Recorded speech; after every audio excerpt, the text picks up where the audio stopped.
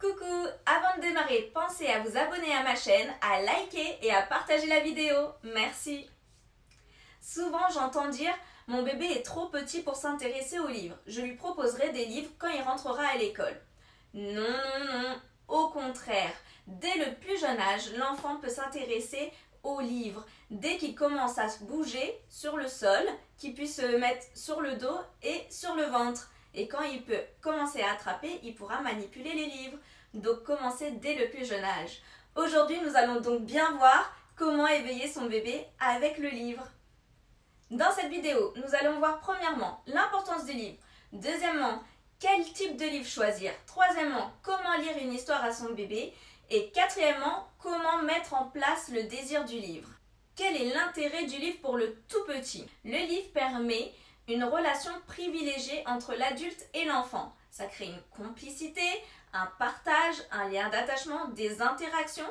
En effet, l'enfant va découvrir le livre, comment le tenir, comment tourner les pages, regarder de gauche à droite. Tout cela se crée lors de la relation privilégiée. Et pas seulement avec l'adulte, parce que lorsqu'il y a plusieurs enfants dans une famille, ça peut créer aussi un lien entre frères et sœurs. On peut voir notamment Livan qui lisait une histoire à l'âge de 2 ans pour sa petite sœur. Enfin, lire c'était un grand mot, mais en tout cas, il lui a raconté son livre à sa façon. Le livre permet l'éveil, l'épanouissement, l'imaginaire de l'enfant. Il développe énormément sa curiosité. Lire avant 3 ans prépare à l'apprentissage de la lecture. Le livre permet d'apprendre des nouveaux mots, de découvrir des nouvelles images, de nouvelles formes, de la couleur. Les livres sont une source de connaissances pour l'enfant. Et pour eux, cela forge la représentation du monde. Le livre permet également de vivre des expériences sans les vivre vraiment. Par exemple, dans certains livres, l'enfant va se prendre pour un héros. Dans d'autres livres, par exemple des livres sur la séparation, en vivant ses expériences à travers ce livre, ça va lui permettre de mettre ses angoisses à distance. Comme les livres sur le loup, par exemple, souvent ils ont peur du loup, et ben ça leur permet d'affronter cette expérience. Ils se mettent à la place des personnages. Le livre permet de se construire personnellement. En effet, lorsque l'enfant choisit un livre, lorsqu'il montre son intérêt pour tel livre ou tel livre, de faire apparaître ou disparaître en tournant les pages, tout cela permet de construire sa personnalité. Car c'est lui qui décide de oui ou non on tourne la page ou pas. C'est lui qui décide que le loup part ou le loup revient. Vous voyez ce que je veux dire? 2. Maintenant, vous allez me dire, mais quel type de livre choisir? Il y a tellement de choix, mais quel type de livre choisir? Alors moi, je vais vous dire tout de suite. On adapte en fonction de l'enfant. Quand ils sont tout petits, c'est vraiment l'âge où on met tout à la bouche, où les sens sont très développés et ils ont vraiment ce besoin perpétuel de mettre à la bouche. Donc là, à ce moment-là, comme sur la photo, voilà, on propose des livres en plastique. Comme ça, c'est un livre, certes, il est précieux, mais adapté à l'âge de l'enfant en question. Car c'est l'âge où ils ont vraiment besoin de manipuler. Par la suite, on peut proposer des petits livres comme celui-ci, en tissu, où ils sont vraiment... je les aime vraiment beaucoup parce que il y a des hochets dedans, on entend. Il y a vraiment des matières différentes. Voilà, vous pouvez voir, il y a des matières douces à toucher. Là, quand on froissonne la page, ça fait un petit bruit qui attire énormément le bébé. Il y a un petit miroir. Tout cela attire la curiosité de bébé et il va pouvoir pleinement le manipuler avec tout son corps, avec ses mains, avec sa bouche. Il n'y a pas de souci, celui-là, il va à la machine. Quand ils sont petits, le livre, il est vraiment considéré comme un objet, comme un jouet. C'est pas encore l'album où ils vont regarder dans le bon sens. Plus d'une fois, mes enfants, ils regardaient le livre à l'envers parce qu'ils le découvrent. C'est vraiment de la découverte au début. Donc ils le découvrent et ils voient comment est fait cet objet, comme quoi on peut tourner les pages. Et par la suite, du coup, on va pouvoir proposer des petits livres cartonnés, comme ça. Pour la manipulation, c'est quand même facile. Pour la prise en main, c'est facile. Et ce n'est pas fragile. Plus ils vont grandir, plus on va proposer des livres différents. Avec des pages un peu plus fines, vraiment en papier. Là, voilà, c'est vraiment en papier. Et c'est très important de proposer une diversité dans les albums. Donc en fonction de la matière et de la taille, parce que c'est très intéressant aussi pour les petits de proposer des grands albums comme celui-ci. Bon, celui-ci c'est un imagier, hein. Ma petite de 16 mois, elle l'adore, ma petite Liana, elle adore celui-là et pourtant il est très grand. Donc pour ses petites mains, c'est pas forcément facile, mais elle s'adapte. Elle va le poser au sol et elle va tourner les pages. Elle s'adapte vraiment. Sinon, il y a des livres aussi à toucher. C'est top pour les enfants. Et pour les tout petits, je vous conseille des albums imagés en noir et blanc. Par exemple, il y a le livre de Tana Oban, Noir sur blanc ou Blanc sur noir, qui est juste génial pour les tout petits. Car vous savez, leur vision n'est pas encore ultra développée et du coup, tous les livres en contraste leur plaît énormément. Il est important aussi de diversifier les livres en fonction de leur genre. Par exemple, on peut proposer des contes, on peut proposer des comptines, on peut proposer des livres sans texte, d'ailleurs qui favorisent énormément leur imagination, car en pointant du doigt sur les images, ils créent leur propre histoire. Donc ces livres, ils sont juste géniaux, même si on n'y pense pas beaucoup. En proposant des imagiers, en proposant des livres à répétition, en proposant des univers familiers. En effet, les enfants adorent parler de leur vie quotidienne, donc quand ils les retrouvent dans les livres, ça leur fait énormément plaisir et ils peuvent se mettre à leur place. Les livres à univers familier, c'est comme le bain, lorsqu'ils vont au parc, lorsque l'enfant dit non. C'est tous ces livres-là, lorsqu'il y a une séparation, tous ces livres qui traitent ces sujets-là sont des livres à univers familier. Ils aiment beaucoup aussi les livres de la découverte du monde. Et ils aiment aussi les livres qui ont le goût de l'étrange. Le goût de l'étrange, c'est un peu les livres un peu dans le fantastique ou un peu abstrait. Après, nous sommes souvent tentés d'acheter toute une collection. La collection. Vous savez très bien de quoi je parle. Vous savez, la petite collection de Choupi, Peppa Pig, Petit ours brun. Voilà, qui traite presque tous les sujets. Attention, il faut savoir, en laissant l'enfant à un type de livre, vous laissez la représentation de l'enfant à un seul auteur, à un seul personnage. Du coup, sa représentation du monde sera faussée. C'est pour ça qu'il est primordial de diversifier la proposition de livres. En proposant une diversité intéressante, le jeune enfant est capable de faire des choix de livres. Il ne se trompe pas sur la qualité du livre. Non, je vous assure, faites-lui confiance. Il prend des livres qui sont adaptés à ce dont il a besoin pour faire des nouvelles expériences, pour travailler son imaginaire. Troisièmement, comment lire une histoire à son bébé?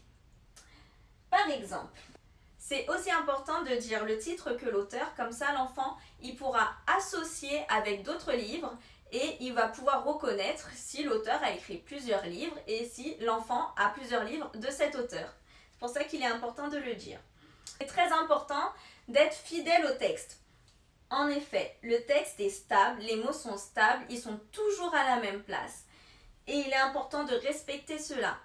Cela sécurise l'enfant, cela le rassure. Ça lui permet également d'anticiper. Par exemple, lorsque j'ai fini ma phrase, mon fils il est capable de dire ce qui se passe à la page suivante. Voilà, et l'enfant il adore tester les adultes, plusieurs adultes, pour voir si on respecte bien le texte, si on respecte bien tout ce qui a été dit. Et les enfants enregistrent tout, ils intériorisent tous les mots, les images, les couleurs. Donc c'est aussi pour ça qu'ils nous réclament parfois de nous lire au moins 3 fois d'affilée la même histoire. Je sais que vous avez déjà connu ça. Ou tous les soirs le même livre. Voilà, ça leur permet soit d'affronter des angoisses qu'ils vivent en ce moment. Moi, je sais qu'il y a des périodes, mon fils de 3 ans, il adore ce livre-là sur la colère. Et oui, en ce moment, il vit pas mal de choses, il construit sa personnalité et du coup, il a beaucoup de colère en lui. Et ce livre, il l'aide beaucoup. Donc c'est vrai que pendant un moment donné, il nous demandait de lire ce livre au moins tous les soirs pendant au moins 3 semaines. Hein. Je vous avoue que nous... on était fatigués de lire toujours le même livre, mais lui, ça lui faisait énormément de bien. Donc, respecter l'envie de l'enfant, respecter son besoin de lire ce type de livre à ce moment-là. Si le livre est trop long, je vous conseille de prévenir l'enfant et de lui dire le livre est long, donc aujourd'hui on va lire 3 pages du livre et on mettra un petit marque-page et demain on lira la suite. Comme ça, vous n'avez pas besoin de modifier le texte ou le raccourcir et comme ça vous restez vraiment fidèle au texte. Il faut être attentif à ce qui intéresse l'enfant. Donc rester un peu plus longtemps sur les images qui l'intéressent. Par exemple, ce livre. Moi en ce moment ce livre intéresse beaucoup ma petite fille. Et en pointant du doigt, voilà, je vais lui dire ça c'est la vache. Et Liana automatiquement va me faire me. Alors elle ne dit pas encore les mots, mais elle fait les bruits. Donc c'est important aussi d'associer. Et puis moi aussi j'associe une petite chanson. Si vous connaissez une chanson ou pas, vous pouvez l'inventer. Je ne connais pas une chanson sur tous les animaux, mais j'en invente pas mal et ça elle adore. Lapin, mon petit lapin a bien du chagrin. Bon, voilà, les enfants adorent qu'on joue avec leurs livres. Quand vous jouez à chantonner, à faire des bruits, à associer à l'image, les enfants adorent, ils sont fans, ça leur procure de la joie, vraiment du plaisir. Et du coup, le livre est un réel plaisir pour eux. Voilà, c'est vraiment une activité à part entière. Vous avez vu un livre sur le chantier, n'hésitez pas à faire le rapprochement. Tu as vu, c'est la pelleteuse comme on a vu dans le livre du chantier. N'hésitez pas à faire des associations comme ça entre les livres et l'extérieur. Comme ça, ça va élargir sa vision sur le monde. Il est important également d'être expressif, d'être un peu théâtral lorsqu'on raconte un livre.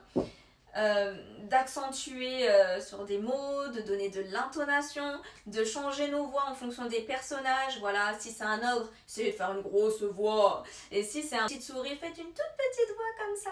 L'enfant va être très intrigué, ça va le faire sourire, il va prendre encore une fois du plaisir. Maintenant, je sais que vous êtes opérationnel pour lire des petites histoires aux petits.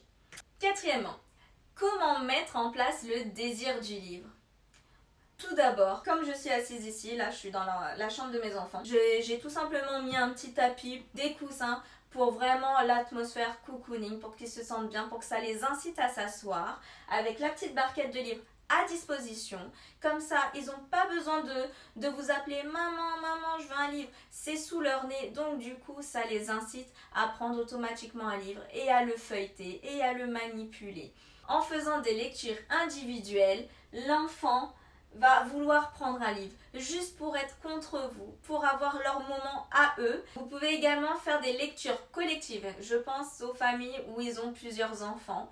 Ça leur fait plaisir aussi d'être à deux pour écouter l'histoire. N'hésitez pas, c'est des moments complices en famille, c'est des moments qui leur plaisent énormément.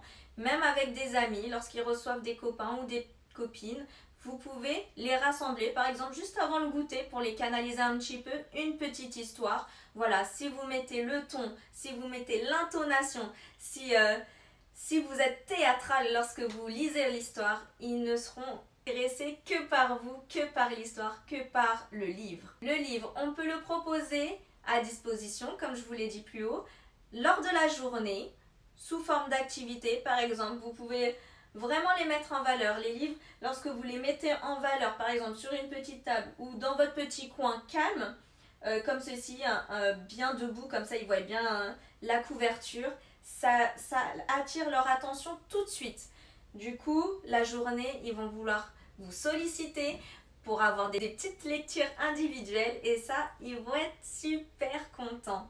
De plus, le soir, ça peut être un rituel du coucher. Donc vous pouvez préparer des petits livres plutôt pour le soir. Voilà, vous proposez des petits livres, ils choisissent leurs livres et vous pouvez lire le livre avant l'endormissement. Souvent, ça les calme, ça les apaise. C'est un petit moment complice, un petit moment tendre. Voilà, un petit moment où on partage et c'est vraiment un lien fort qui se crée entre l'adulte et l'enfant. Vous pouvez aller également à la bibliothèque. Renseignez-vous auprès de votre bibliothèque s'il y a des ateliers bébé lecteurs.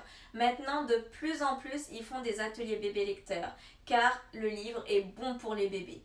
Il est bon pour le jeune enfant. Du coup, renseignez-vous. Il y a plusieurs ateliers. C'est fait par une conteuse.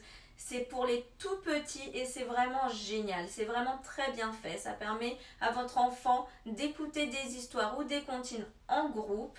Et c'est super, c'est vraiment super. Je vous le conseille fortement. Vous pouvez également emprunter à la bibliothèque des petits livres ou vous pouvez aussi échanger tout simplement avec vos amis qui ont des enfants. Voilà, échanger entre eux, vous prêter entre vous des livres et comme ça, ça permet aussi de découvrir des nouveaux albums. Voilà, vous n'êtes pas obligé d'acheter tous les albums. Empruntez les livres à la bibliothèque, échangez avec vos amis et vos enfants connaîtront un maximum de livres. Vous pouvez aussi montrer tout simplement l'exemple, c'est-à-dire lorsque vous lisez vous-même des livres avec plaisir, l'enfant nous observe, il nous observe en permanence. Donc en voyant ses parents lire des livres ou son grand frère ou sa grande sœur lire des livres, ça les incite automatiquement à lire. Ils sont en plein mimétisme. Ça va leur donner le goût de la lecture. Vous êtes leur modèle. Vous êtes maintenant opérationnel pour éveiller bébé avec le livre. Donc maintenant, j'attends vos commentaires. N'hésitez pas à liker, partager la vidéo et surtout abonnez-vous à ma chaîne en activant la petite cloche. Comme ça, vous serez au courant de toutes les prochaines vidéos. Maintenant, je vous dis à bientôt!